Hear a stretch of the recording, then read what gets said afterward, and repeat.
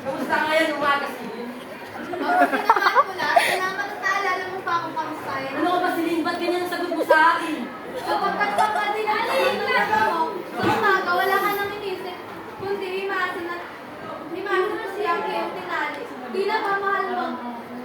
Mahal mo ang tinali mo kaysa sa akin. Ano ka ba Silin? Walang mas mahal pa sa akin buhay na ito kundi ang asawa.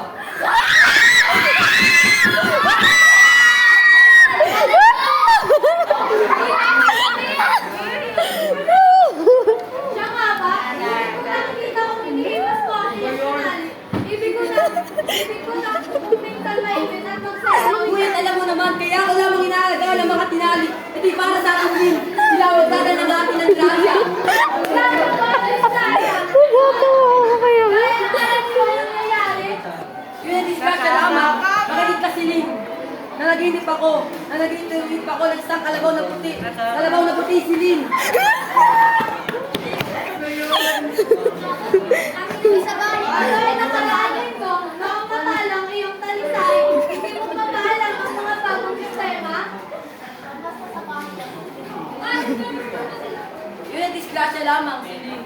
Oo, ako ay nagpatanong ngunit nung nakakarang araw sapagkat hindi pa ako biyasa sa pagpila at pag-imas ng manok. Ngunit marami na ako ng bagong natutunan, mga bagong sistema. Noong nakalagay ko, noong matalang iyong talisay, hindi mo pa maalam ang mga bagong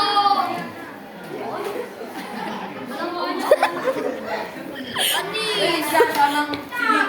Makinig ka. Nanaginip ako.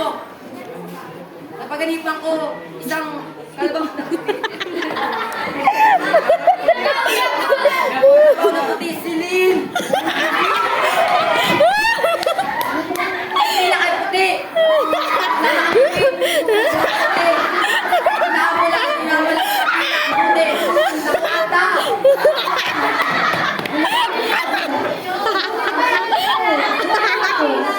Magpapala, Silin. Pinakabaw ko dyan. Kaya walang duda, Silin. Bigyan mo lamang ng 5 piso. Ay, walang tayong duda.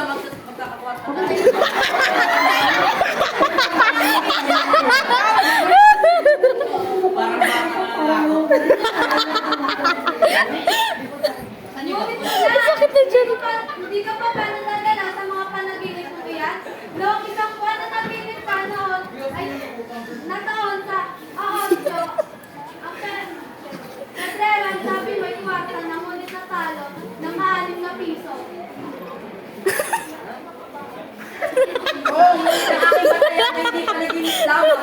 Pinag-aaralan ko ng mabuti ang kaliskis at nangibon ito. At may pinapagawa ko sa'yo, walang tulang, mananalo tayo. Natatandaan mo ba kailan ganyan din ang sabi mo sa akin ng isang linggo tungkol sa manok ng talisay at ano ang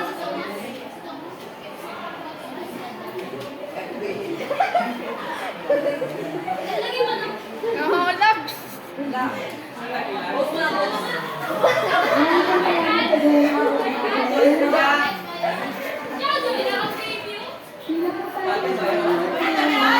Lahat ka.